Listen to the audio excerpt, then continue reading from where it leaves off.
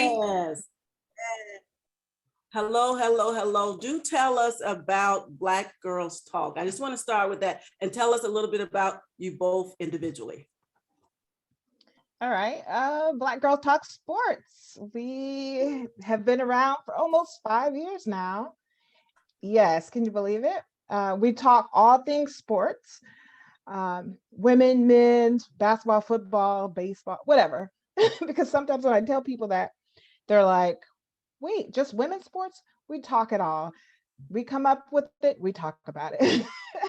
So really just started because I always loved sports. When I was younger, wanted to be a sportscaster, among other things, and had the opportunity to start this podcast thanks to my husband, Curtis, who knows all the tech stuff. I wouldn't have started it without him. And after a few visits with Angela, I'm like, hey, Angela, you want to do this ongoing as a regular co-host? And she was like, sure. And we've been doing it ever since. That's the quick and dirty. Yes.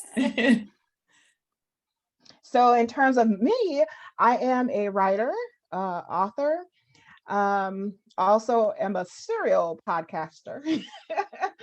I have another podcast called Steeping Around with Rekaya, and it's a tea podcast. So I talk all things tea. I love tea, and I decided to do something else with my time. And fun fact, Ellen, I'm going to reveal this on your show. So this is an exclusive. So I'm starting a new business.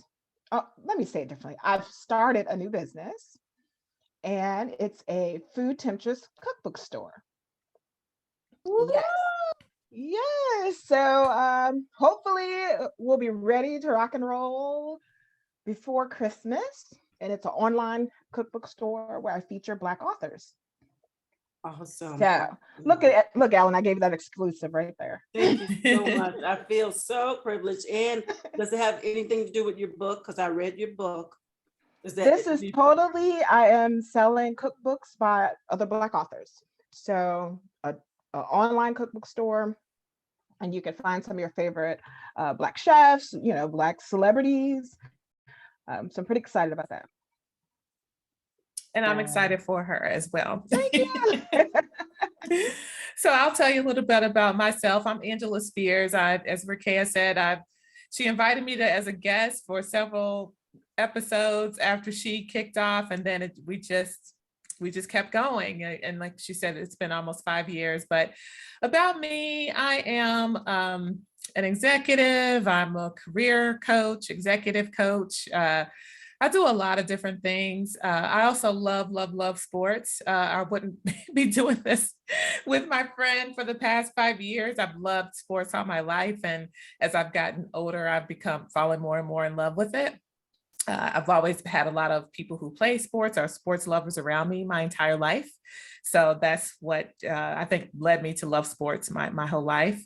My business is Dream Living. You can check it out at www.dreamlivingcoach.com. I help people really just figure out their career. If you're stuck in your career, you're not sure how to navigate your career, or you just not really happy with what you're doing and want to figure it out.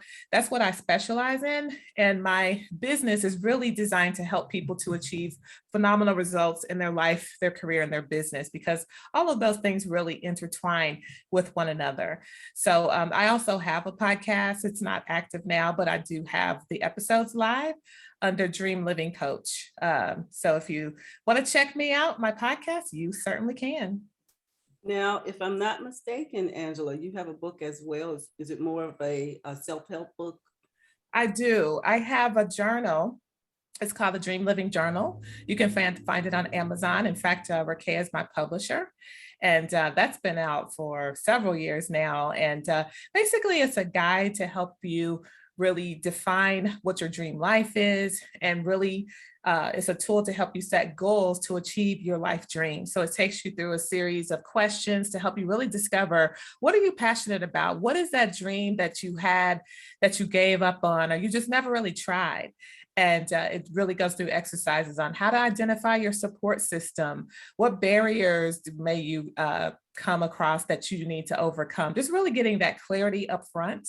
And then after you go through that, you set your goals to achieve your dreams. And my acronym DREAMS is about defining your goals, really reflecting on what it is that makes you happy, exploring those options to what options are out there to help you to achieve what it is that you want to do, and then act, monitor your progress, and then soar. So that's kind of what my framework is. So I don't talk about that much when we're with Black Girls Talk Sports, but we do. Rekaya and I both we wear a lot of hats, let me tell you.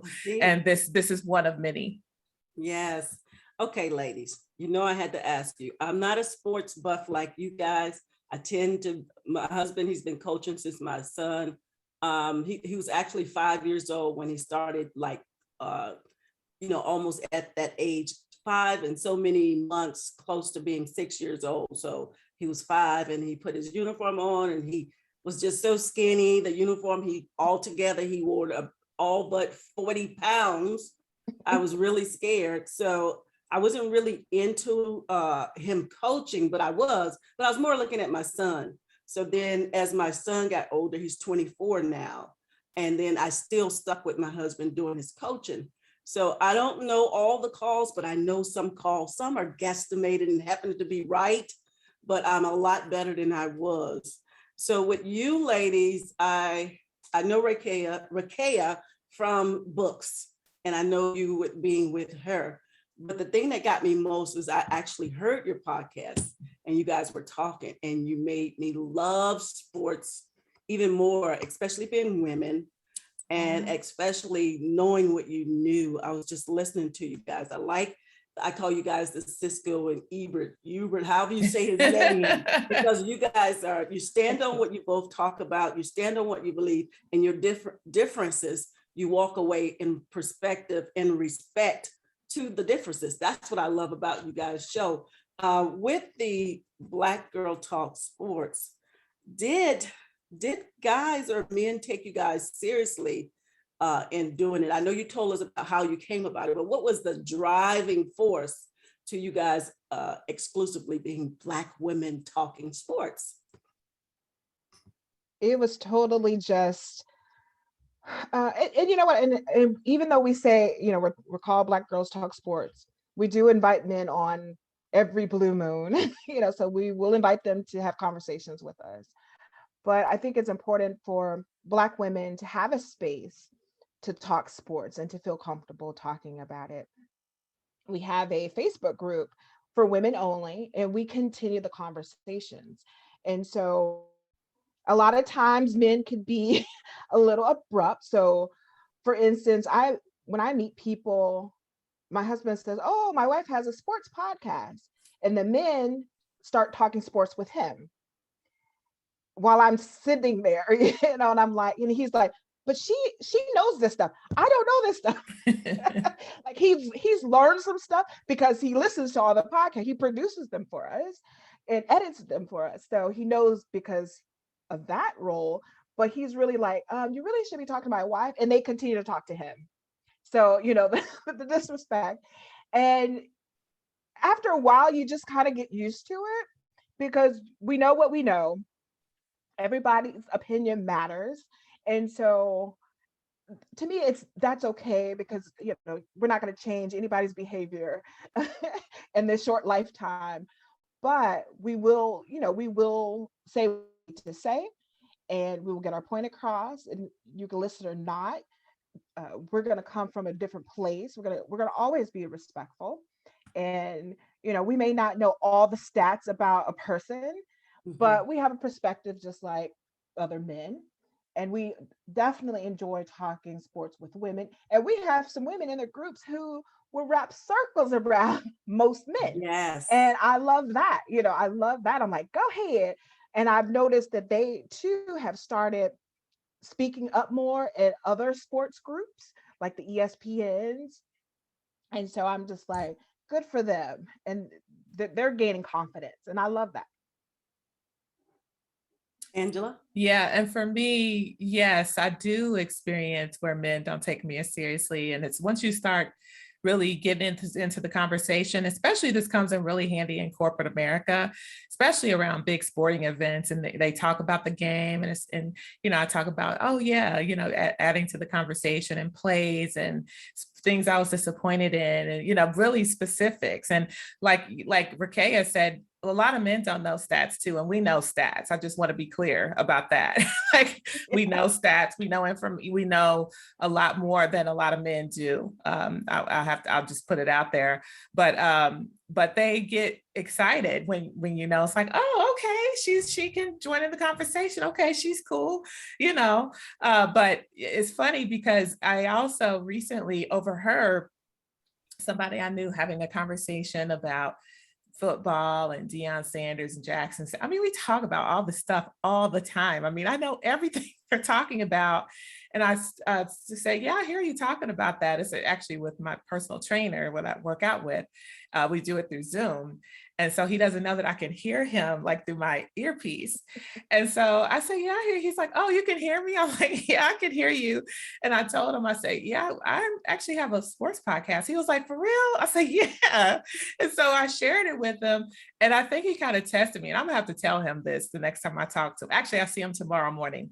And he said, so what do you think about Kyrie? And of course, I know exactly what he was talking about with the vaccine and how that affects the team and everything. And so I was just, I got real passionate about it. I was like, oh, blah, blah, blah, blah, blah. He was like, oh, I think he was testing me. He's like, oh, okay, she knows her stuff, So I think, again, once people really can hear, what you're talking about, they gain a higher level of respect. I mean, I don't know everything there is to know, but I know a lot. I know quite a bit. Or we wouldn't be talking about sports for the past 5 years. I know, you guys. And it doesn't bother me. It's like, you also have men who have an ego, who just like their presence to be known in the room.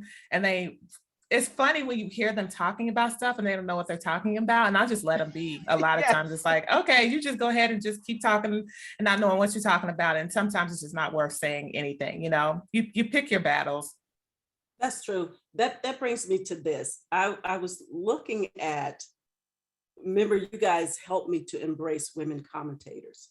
And so when I look at it and I see it on TV, the women commentators, I'm going to ask you a question, whether you know it or not. Maybe you do or don't. But I wanted to know, I asked my husband before I asked you guys, because I was like, I'm going to be talking to the sports girls and I'm going to talk, but I'm going to ask you this question first, baby. And then I'll ask the ladies, okay? Put his little male thing in there, okay? Don't get me if you hear this. Anyway, so I know that, well, I think I know, but he made a little more clarity to me. When a man becomes a commentator, I was asking my husband, do they have to have or had played football in any sense to become a commentator? And he said, well, not all of them necessarily do, but some of them do. At least they have to have a well knowledge of the sports. I say, well, what about women? Do they have to have, and I know there might be some football players, but in the magnitude of what we know here in America, I can't compare that. But he said, well, I can imagine that they'd have to be well knowledgeable. I said, but then the men I was just kind of comparing apples with oranges just to see, what is it? But I do notice that if you could ask, if you know that question, if they had to do any of those things that men had to do. But what got me the most is when there's a woman commentator, she's there, she's talking. And to me, it doesn't look like she's respected. Maybe it's just me because she's talking to the guy and they're like all of this, but eye to eye with me. And I'm wondering, and that's a twofold question for you guys, do they have to have, I know they must have to have knowledge, but do they have to have had been in some sort of sport to be a commentator? And then do you think that they are respected as women commentators? I think they're not. Excellent question. You want to go first? You want me to? You Okay. can go ahead, Angela. Okay. So to answer the first part of your question, do they have to have played sports? No, they don't. Robin Roberts used to be a sports commentator, even though she did play sports. She actually did play, but I would say there are women commentators who have not played sports. They have to be knowledgeable. They have to have experience. They have to know what they're talking about. What I find is many of them have had journalism experience, and they end up in the sports journalism because that's a niche of journalism. So they don't necessarily have to have the sports experience, but they have to know what they're talking about. And as a journalist, just like you would have to know about events, you kind of have to know what you're talking about in whatever you're covering. So that's the first part of your question. They don't have to have the sports experience, although some do. Just like with men, like your husband said, some do, some don't. Many of them do, some of them don't. Actually. But do I think that women are respected in sports journalism? I think it's made some progress.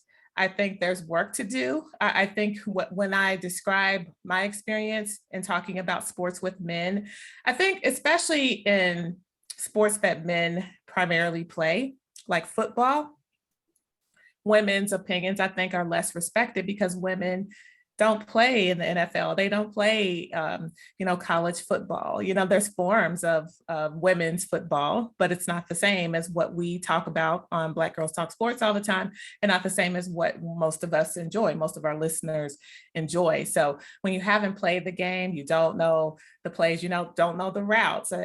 We even came up with a document that specified different routes in football. It's like, you don't know this. And football in particular is a very intellectual game and a physical game as well. And if you haven't played and really studied it, it's hard to know like what the formations are, what the different what is the function of all the different positions, all of that. I only know that because I've been around football players most of my life, but I know that was a long answer to your question, but I think we've made progress because you see more women covering sports events, but I think we have work to do when it comes to giving women respect. Yes. Rekaya? Yeah, you know what? One of the things I gotta say, Ellen, is that we have some really great sportscasters who are men, but guess what? They have a whole team that's helping them look good. And when I say that is, there are people in their ear telling them sometimes what to say. They have people who pulled stats, they have press releases that they rely on. There's a whole production to make them look good. And you could put a woman in that same position and make her look good. So no, you don't have to have played the sports. And I think the sportscasters who have not played, they look good. They are knowledgeable. They do study it, but they also have a whole production of people making them look great. We don't have a whole production. We just have to study it, make sure, we gel off each other and let it roll. But I respect that about them. Now, do they respect women? Also, I haven't really noticed that they don't. Mm-hmm. I guess it depends on the show. Like some shows, I'm like, what exactly is her role? I mean, you have this woman on this show. I won't call the show. I'm like, what is her role? Because she gets a one-liner here and there. Right. Engaged in a long conversation. And I'm like, is it a design portion of the show, or we're never going to let her talk, right? So that I kind of wonder. But in terms of like, let's say the NFL and the NBA, I love all the women sportscasters, and the guys seem to, even the players, I think, seem to respect them. In my opinion, I don't know. I haven't really. Yeah. I bet you, if you were to interview them, they may have great stories. Yes, about that. I hope I could. From what I could tell, I think the ones who there have earned their spot and they are respected. And true, as you said, Rekaya, you don't see it in the basketball because like like Angela said, they play basketball and they can talk basketball. And this is just my own personal feeling, opinion, that they may feel at more ease with them. But I've just noticed when the women do football commentating, or it's just like they talking real fast. I'm going, Mhm. it is like they have to hurry up really, really quick. Mhm. And so that's what brought that to my attention, is that I noticed that it's a little bit on speed dial when it's football talk, but when it's Mhm. basketball, it's at ease, and she could probably call off some of the stats, like you said. But that just got me right there. Do you guys think that a coach should be fired before his contract ends? Yes. Yeah. Absolutely. Yes, absolutely. Here's why. And we Here's didn't why. discuss this before, but yes. So, being a woman who works in a state that's at will, meaning I could be fired at any time. I think if you are, look, people are in the business, sports want to make money. They want to make money quickly. They bring you on and they want to see a turnaround. And when that's not happening, and I'm sure it's written in their contract, when that's not happening, you're gone. And as a fan, I'm like, yes, get rid of him and bring on somebody else. I'm all for it. Sometimes it may be premature. I'm like, they should give him a chance. Yeah. But I'm not the one making those decisions. So whatever I think really doesn't matter. If the owner and the president thinks that they should be gone, it's time to go. And I just I live with agree. it. I agree. Yeah. They still get paid. They still get paid out on their they still get contract paid. too. Oh, So they I still mean, get it's paid, oh even yeah, though they they still get paid out on their contract. Yeah. Yeah, Oh, because yeah. I thought of They I sign thought a of it. contract, but yeah, if you're performing, bye. But I do agree with Rekaya. I think sometimes coaches are fired prematurely, but I was Mhm. thinking the same thing. It's at will employment. That's just how it works. Wow. On either side, you can decide to terminate the relationship. So absolutely, you have the right to. You have owners of football teams, they can do whatever they want to with the See, I teams. guess I They own thought it. about the family dynamics, like you brought your whole family. I don't know if they all bring the whole family, but I thought about you uprooted, I guess like a job, like you say, but I just thought maybe it was more stable, being that they brought them over there and they all their family. Well, they get paid, so they're fine. They're not hurting Yeah, for I anything. guess I Even if didn't they think about move their family, they can still Yeah. stay there because they have the money to stay there if Oh, they want to. Yeah, they get yeah. paid. So I guess I don't didn't feel think about sorry that. for them if they get fired. This from a financial perspective, they're Right. doing Yeah, fine. right. They're fine. They'll Just be think okay. about it And more of a college coaches, because um my husband is a he's a Knoxville, Tennessee. That's a volunteers. That's his hometown, and so I'm a Chicagoan, but I didn't really have like a college team when I was in, and I still really don't. I don't Mhm. think I should have. Just put it this way: when we're watching the NFL, I must go with what he says, and we are, because I was indicted. I used to be a Cowboy fan. Y'all gonna get me. Y'all knowing too much. And so when I married my husband, I was married into Steelers. I don't think he quite wants me to hold the terrible towel, but I'm just gonna leave that alone. So, but when it comes to college, I'm like, I'm going to go with all the teams that I want to go with. You just stick to your volunteers. I like everything red, except I don't go for Georgia, but I do like Mississippi, Ohio, Alabama is my favorite, and stuff like that. And so I'm like, those things like that really I thought about. And I just thought about it more in a college aspect, how they had a relationship with the coaches. Like, I think it's his team volunteers. They had coaches for a long time. And when I look at the NFL, I see that we have our coaches. I don't know, I'm not that knowledgeable like you ladies are, but I haven't seen them fire them right away. Look at Tomlin, he's there for a long time. There's a lot of laws. He's not fired, and so then the college is like, how they had their coach so long. So how are they supposed to get comfortable with the new coach? That's just me talking about it. Yeah. You say, who cares? Who cares? I'm like, come on now. What do you mean? Yeah. Who cares? They develop a relationship. I guess I'm more relational than anything about that. And so, ladies, do you think that that they should? I remember when Michael Jordan, all those guys, those pioneer guys, they went to college while they were playing. And now, like Kobe is the first person I didn't study that well, like you ladies do, that went straight from high school to pro. Yes. So do you think that they should mandate that back again, that they should have some college when they first come into the NBA?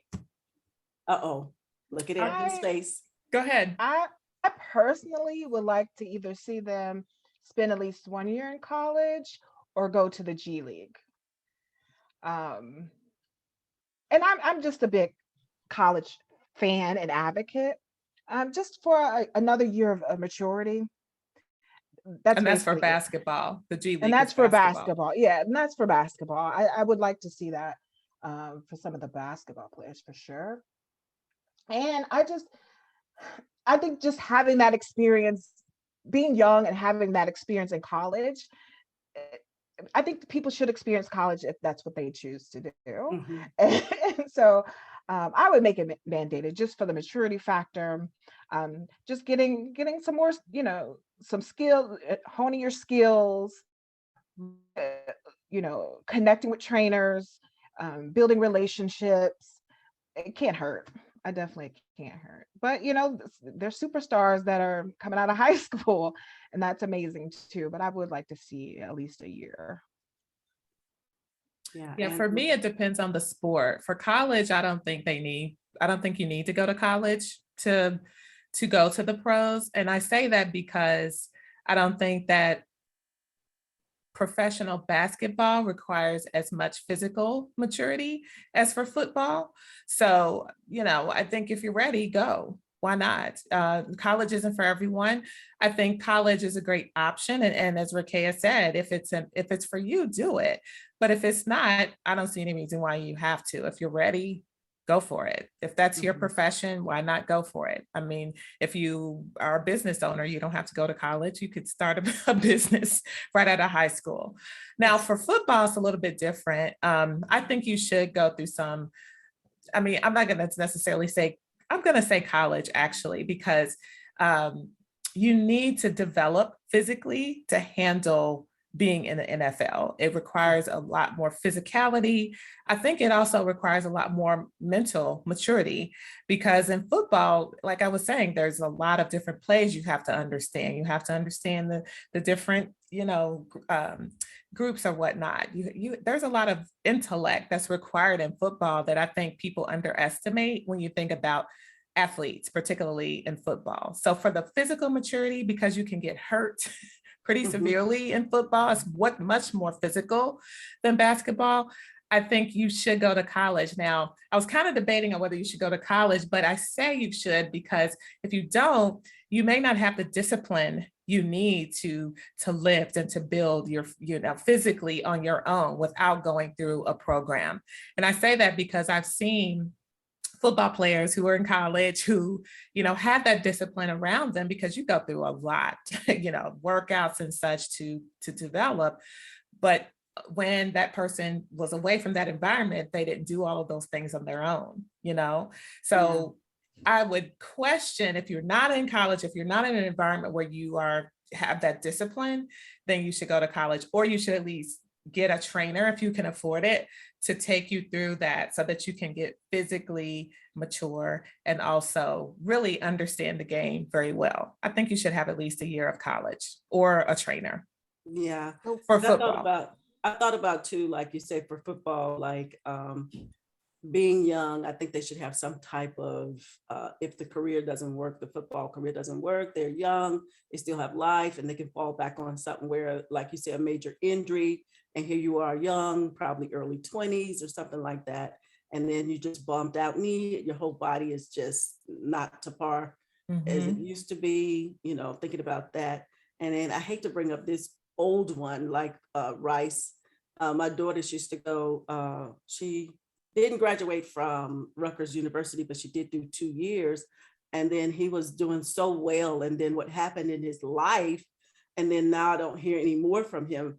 I just thought about him as we were talking about this. Then what is he doing, being that I think he had such a promising career, and then just his own affliction, that caused his demise, so to speak, just something simple as that. And it could happen to all of us or any one of us with that happening.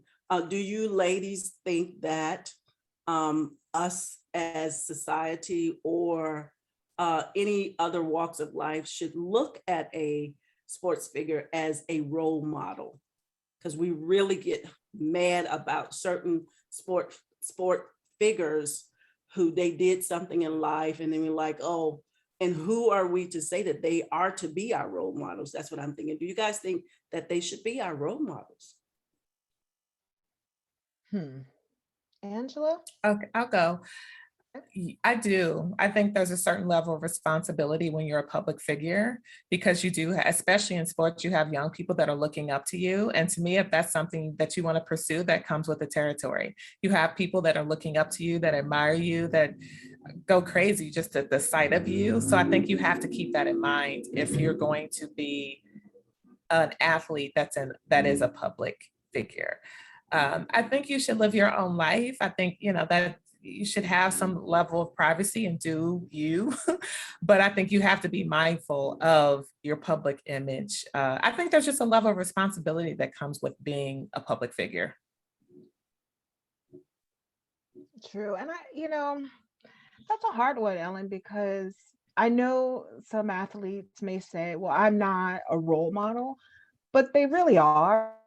As Angela stated, it comes with the territory. Now, should they be? I don't know. For some, maybe not, but by default, they are. And Right. because they are, they just need to be mindful of their image. And, one of the things I said to one of my friends is that with social media, remember, before social media, I didn't have access to some of my favorite athletes or celebrities, and I didn't see them that often. And now they're all on social media and they share everything. Now it's not a treat to see them. Now it's not special. And I'm like, and that's real. Now I see them like, oh, okay, that's nice. Whatever. So now that people have all this access and really are looking into your life because you're just it kind of makes them feel like maybe they shouldn't be role models anymore, because some things I just don't want to know about my favorite athlete, I just don't. And I think they should be mindful of that. They should be mindful of that. Like, if I'm seeing you every day and you're not very positive, like, why should I even follow you? Like, what's the joy in that? Yeah, as I remember, you guys might remember, it was some years ago, a real glimpse of Charles Barkley. He is a strong, opinionated person. I do like him. The fact that I remember years ago, I don't know how long ago, but it's been a while ago, that I don't know what he did, but he told them straight up, I'm not your role model. I don't know if you guys remember that, but he said, I am not your role model, and pretty much putting that in the hands of the parents. Because when we grew up, long time ago, your parents were your role model. I want to be like Dad and got this zero. I want to be like Mike and different things like that. And that's why I think that as far as role model for sports figures, athletic people, all of the above, I think this is me personally, I think the only way to be a role model is what you do for the community, not so much to do something to make me admire you as a model, but what have you done for your community to have your community to embrace that. That's just my own opinion. Yeah. For me, it's about, when you think about people who are public figures in sports, to me, you really you have a purpose. Everyone has a purpose in life, and you have to think about what legacy you want to leave. I think you should anyway. If you're not thinking about it, you should. And it's like, what impact do you want to make in the world? And if you are a public figure, to me, you should be mindful of what impact you made. And that means you have to be mindful about what you do, how you carry yourself, how you manage, especially in the age of social media. You should be mindful of it regardless, but especially in this day and age when there is so much access, to Rekaya's point. So I think just regardless of whether you think you're a role model or not, you should be mindful of how you conduct yourself. Yeah, Exactly. I can look at it that way, how you conduct yourself and what you're doing, because automatically when you're set on a scene, being a sports figure or whatever you do, your life is exposed to us, and we feel like we have the right to, hey, why did they do this? You're supposed to be doing that, and all those type of things. But at the same time, we all don't even stand up to our own bargain of what we should do in our own community. But like you say, they are in the more bigger limelight than we are. And we do get to see them. And then you do have children that are looking at them. And a lot of families don't have that dual family. So they need some sort of stable, who should I model myself after. Right. But I just thought about that. What is you guys' favorite NFL team? I know this is a good one. You guys always talk about this on your show. No. Yes. I'll let Rekaya go first. So I have a few teams. You see her rolling her eyes over there, Miss Allen. Okay, so I'm from Indiana. So of course I'm a Colts fan. On my good days, I'm a Colts fan. She's a fair weather fan. So I was a New England Patriot fan, but now I'm a Tampa Bay fan because Tom Brady left New England and went to Tampa, and I like Brady. I like Gronkowski, and heck, Antonio Brown, I'll take you too. I'm laughing at Ellen's face. I am a Tampa Bay fan. Go Brady. So here we are. And because I did live in New Orleans for quite some time, I do at times will root for the Saints. Now I'm looking at her. I have to deal a little bit with Rekaya because she wouldn't be able to live in my house. Please deal with her and her sassiness answer. You have to stand to one. There is no such thing as all these buffet of teams. You got to choose one. At least that's what he told me. Whatever. And sometimes I root for the Browns because my husband's a Browns fan. You might see me in an obscure place in a bar room rooting for the Browns sometimes. Oh my goodness. Angela, I know she's shaking her head. I can't. This is where if you listen to the podcast, yes, it's just too much. I can't. So I don't have a team. Honestly, I don't. I used to, growing up, love the Bears. That was my team because my mom's from Chicago. I see you from Chi-Town. That's where a good part of my family's from. So if I were to pick a team, I would say the Bears because I've rooted for them since I was a kid.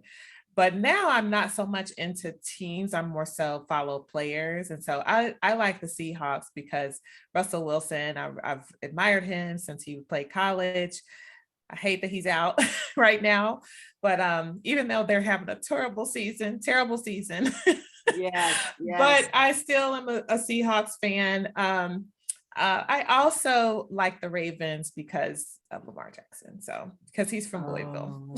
He's from Louisville, which is my hometown. Well, at least you're mildly, you kind of have different sips of this and that, but Rekaya she just have a she's all over the place. Yeah. You really? I just like Tom Brady, when we're talking about wherever players, he goes, you're going. That's where I'm going. That's exactly where I'm going. So what happens when he retires? I don't know. I'm going to be crying in my pillow. Oh, God, help me. I'm going to be crying. I guess I'll just have to root for the old Colts.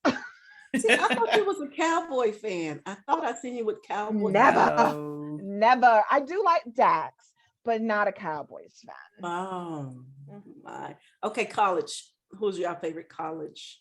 Well, Angela and I attended Indiana University. And so I am an Indiana University college.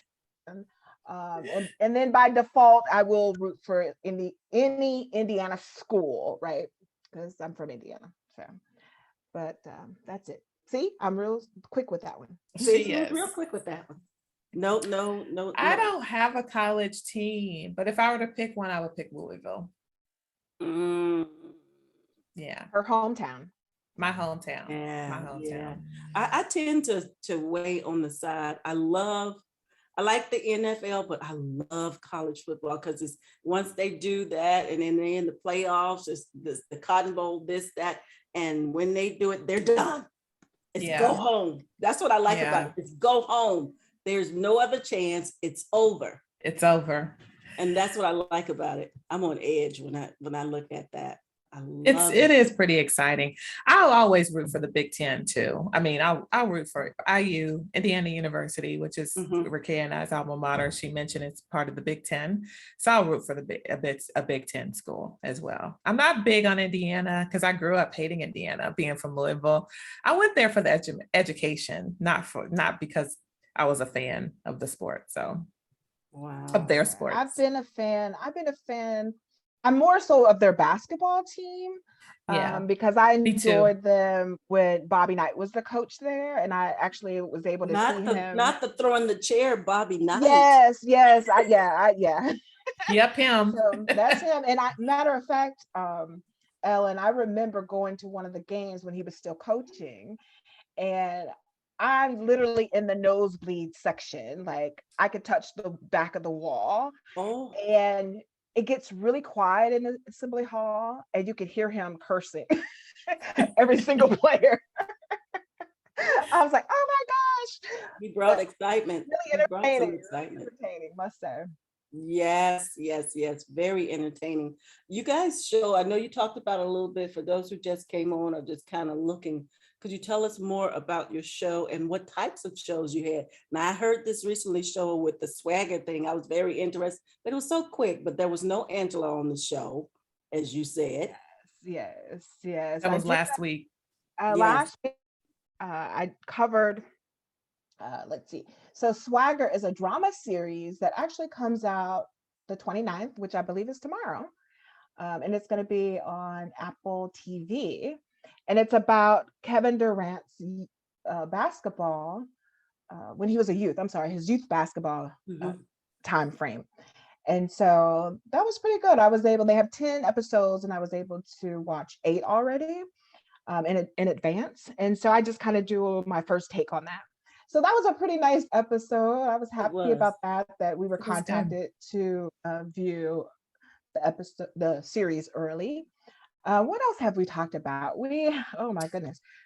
Let's see. Of course, we always do a little football, just kind of our predictions each week.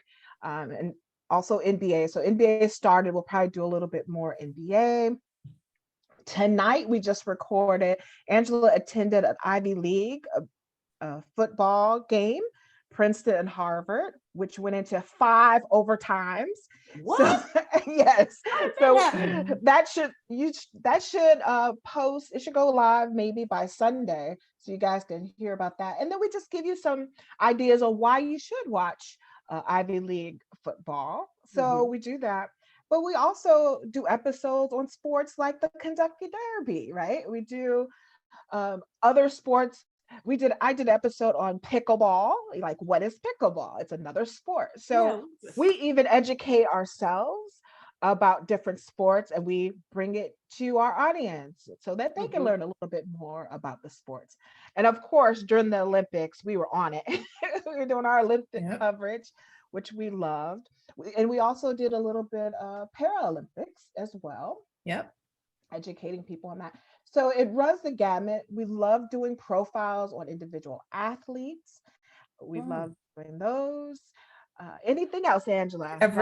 We do evergreen topics, like she said, like Rekaya said, profiles on, unsung athletes that you haven't heard about, the real first Black Venus and Serena, because they're not the first Black tennis players that are out there. And a lot of people don't know that.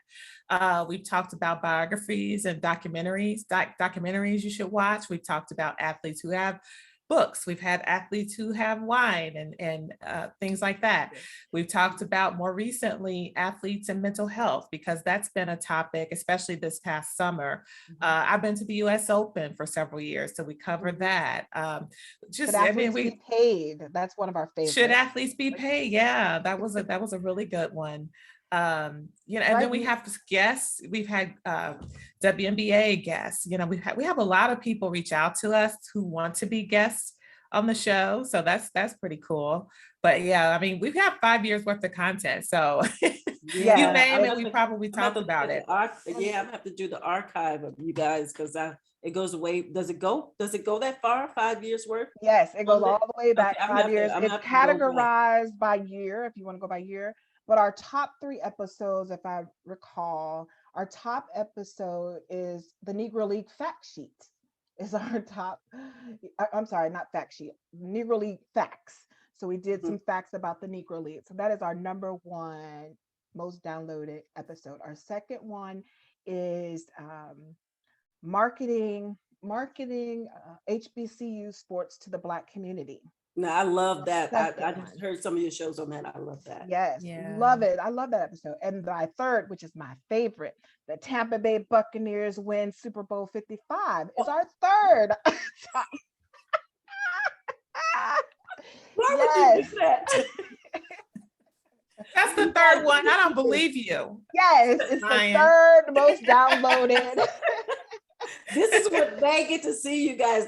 You're always behind the scene on the radio scene, and so now they get to see you all in action. And so you guys are very intriguing. Like I say, let's talk sporty. You always talk on the end. You always say keeping it sporty.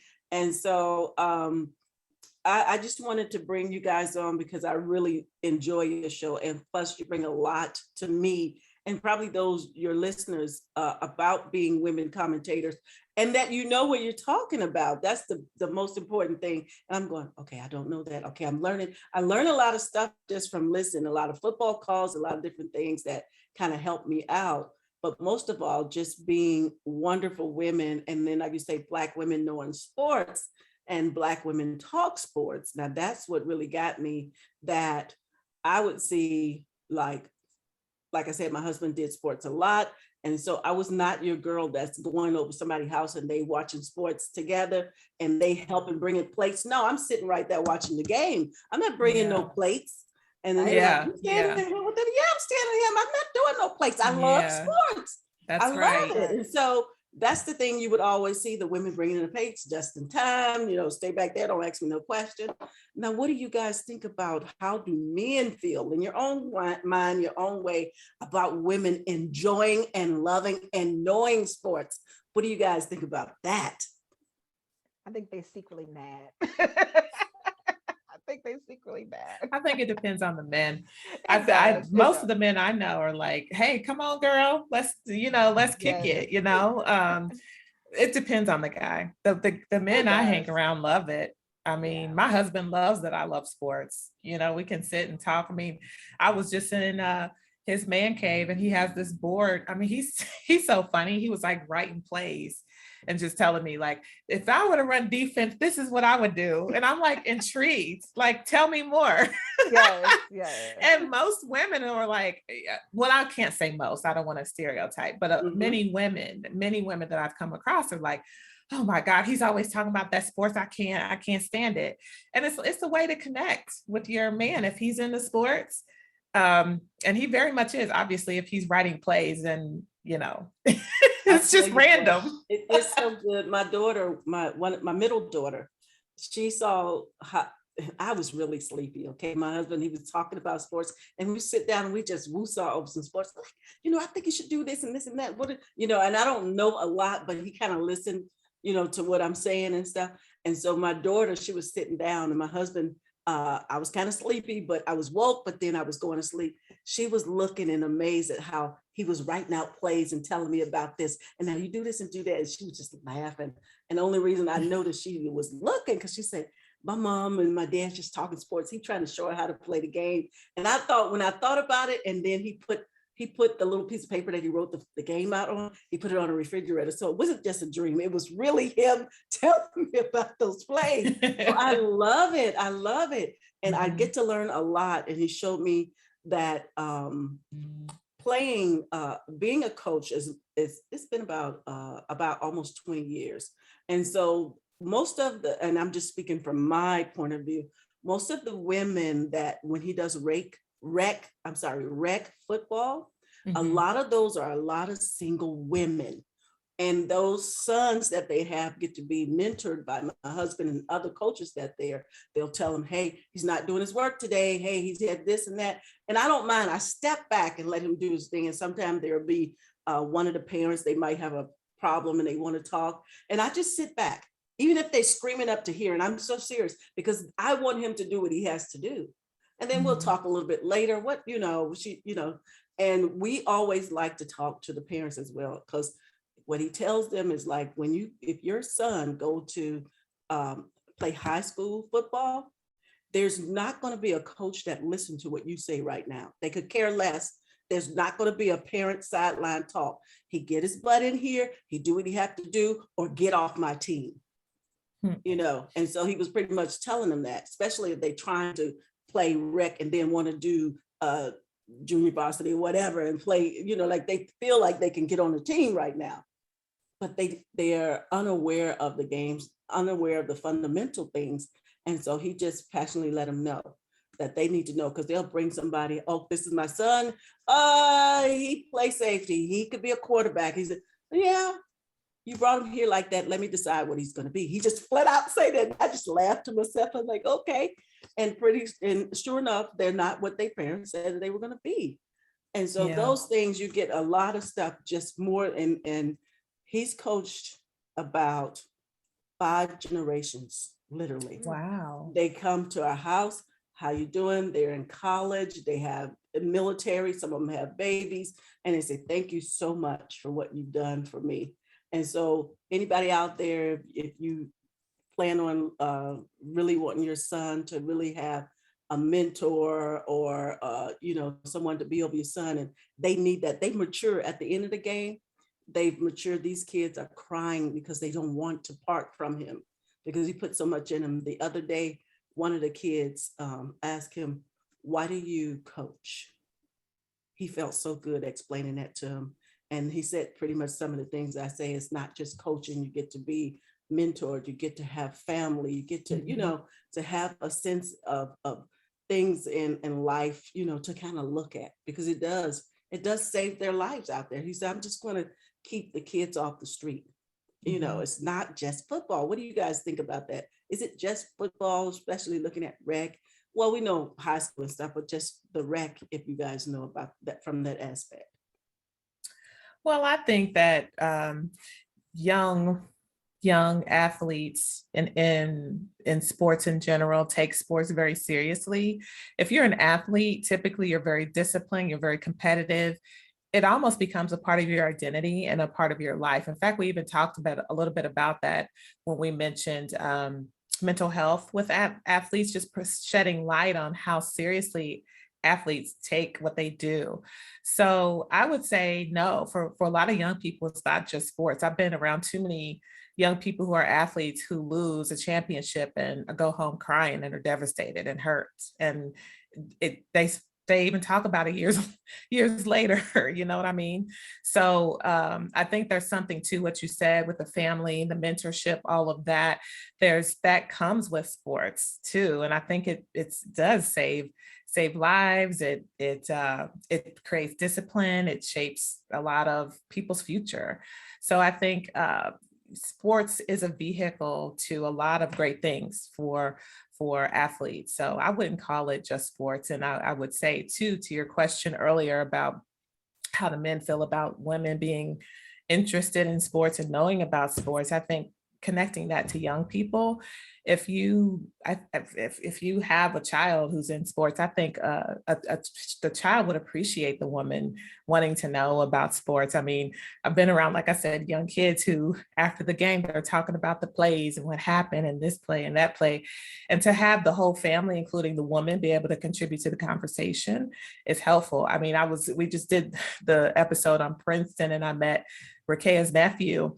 And everybody went to the bathroom and I was with your nephew and I was asking him about the game and stuff. And I think, sometimes I think it catches them off guard, like, oh, you know about this, you know what you're talking about. And it's a way of connecting. And I think young people need that from men and from women. So it's just connecting both the questions you asked. Yes, Rekaya.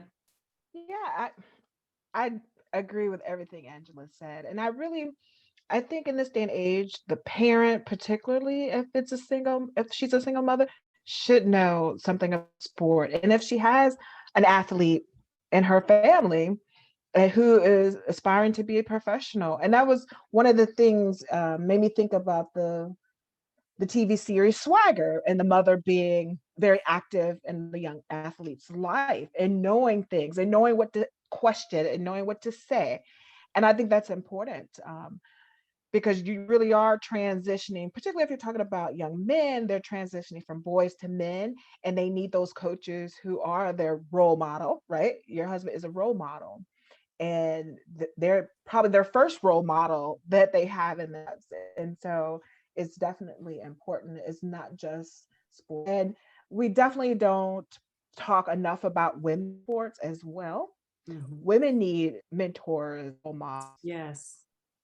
As well. That's And they right. could be and women and have women as role models and coaches Mhm. as well. And we just talk about, but think I think things are changing slowly. We're beginning to see more women coach young men as well. And I think that's great. And Yeah. it's on both sides, just having relationships and understanding people is important. Mhm. And I have to shout out too, because we've interviewed many women athletes on our show who talk about why they fell in love with sports and, sharing their stories about how I got to be in this executive position in the NBA or as an athlete and such. And so we can't discount women in sports too. You asked about women commentators, but we can't underestimate women's sports either. In fact, Rekaya and I were acknowledged by the Sports Innovation Lab. We got a grant from them and they really advocate women's sports and they honored what we're doing. So we just, again, I have to shout out women athletes too. Yeah, 'cause I was Yes, thinking, yes. I thought I seen in the NFL a referee. I know we had one Mhm. with my husband. I was pretty shocked in the rec center. There was a female referee, Mhm. and I was pretty shocked to see her.